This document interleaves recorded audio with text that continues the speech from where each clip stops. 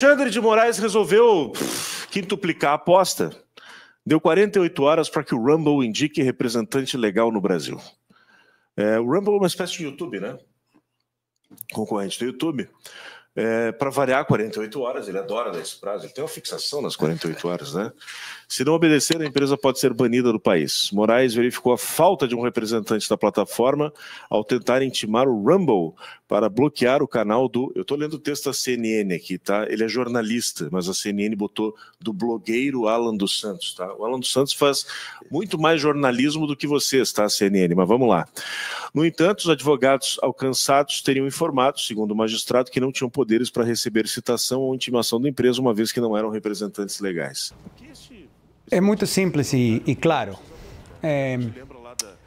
O ministro do Supremo tem 3 caminhos para assistência judicial nos Estados Unidos e para fazer cumprir uma ordem judicial brasileira nos Estados Unidos.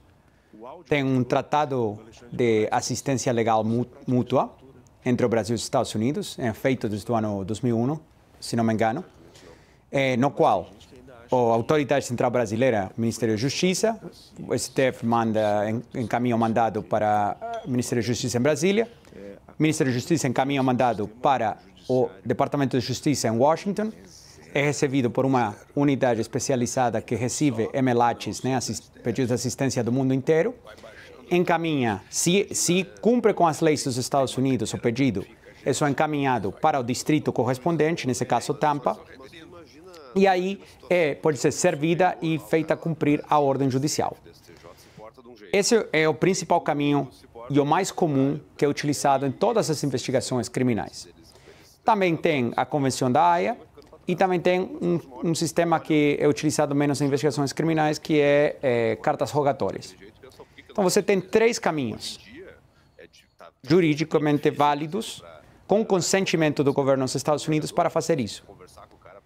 O que acabou acontecendo aqui foi que o gabinete do ministro, primeiro, se aproximou aos ex-advogados brasileiros da Rumble no Brasil e, pelo que foi informado a nós,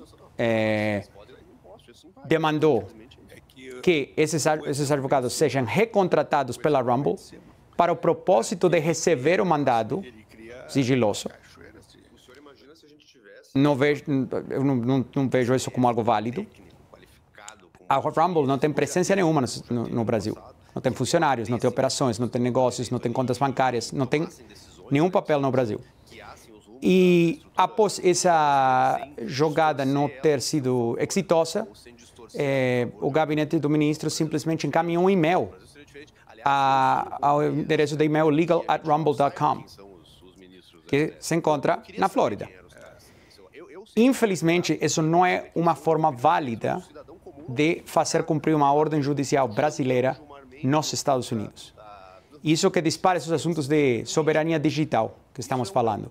Por quê? Porque a ordem, como foi descrita no complaint, né, na denúncia no Fórum Federal em Tampa, demanda que a Rumble aplique medidas de censura sobre uma pessoa que não tem sido identificada, mas que é residente dos Estados Unidos.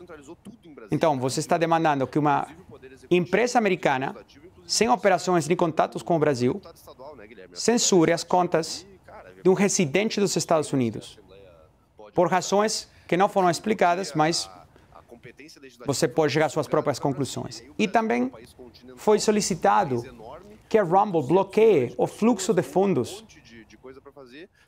desde a Rumble e desde todos os contribuidores, quem faz propaganda, etc., com essas contas, para o usuário. Ou seja, cortar o fluxo de fundos de uma empresa americana a um usuário residente nos Estados Unidos. Então, para propósito da lei, um usuário americano, qualquer pessoa que se encontra fisicamente dentro do território nacional dos Estados Unidos está protegida pela Constituição dos Estados Unidos. Porém, aplica a primeira emenda. O mais preocupante disso é que essa pessoa já teve um pedido de extradição pelo ministro, que foi recusado pelo governo dos Estados Unidos. E após isso, fazer um e-mail mandando um mandado por e-mail com certas ameaças que vocês podem se imaginar, estão descritas na denúncia, mas se não é cumprido em 2 horas, você pagará uma multa de X, você será, vamos apagar o serviço no Brasil de formas não especificadas. Então, uma série de ameaças. Se esses mandados tivessem sido feitos pelo Emelati, também é extremamente provável, quase certeza absoluta, que teriam sido recusados pelo governo dos Estados Unidos. Então, essa é a grande questão.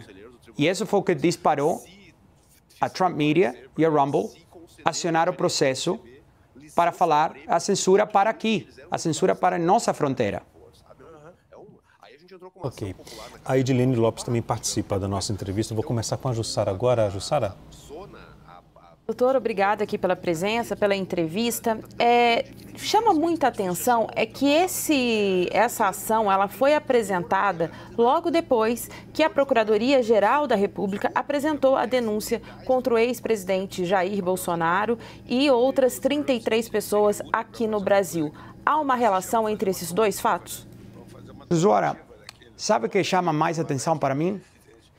Que os rumores sobre a denúncia do ex-presidente Bolsonaro era que ia ser apresentada na sexta-feira dessa semana. Então, eu te faço uma pergunta. Por que foi adiantada? Não, eu quero saber, perguntei ao senhor se há uma relação entre esses fatos. Eu estou fazendo a pergunta ao senhor. De nossa perspectiva, não. Não há por que preparar uma denúncia como a que a gente preparou para entrar em Tampa demora dias. E como vocês devem saber de outros casos, os prazos que impor as ordens do ministro são extremadamente apertados. Então, a gente teria que e teve que começar a planejar para entrar com essa ação muitos dias antes. Edilene? Doutor Martim, mais uma vez, muito obrigada pela entrevista. Eu queria saber se outras ações nesse sentido também estão sendo preparadas por vocês aí nos Estados Unidos. Em quanto tempo nós teremos a primeira resposta dessa ação protocolada hoje aí?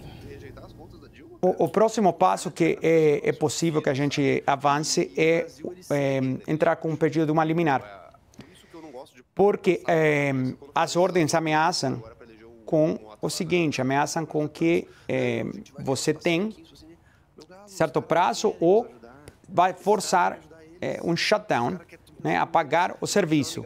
Agora, tem acontecido no passado que quando apagar um serviço é forçado através de terceiros, né, obviamente não voluntariamente pela Rumble, isso pode desestabilizar a plataforma de uma forma global, o qual pode levar a problemas para Truth Social e Trump Media e outros, aos quais a Rumble presta serviço. Né? Doutor Martim, perdão interrompê-lo. A liminar se refere a quê? A liminar se refere a que nenhuma empresa nos Estados Unidos que seja intimada a cumprir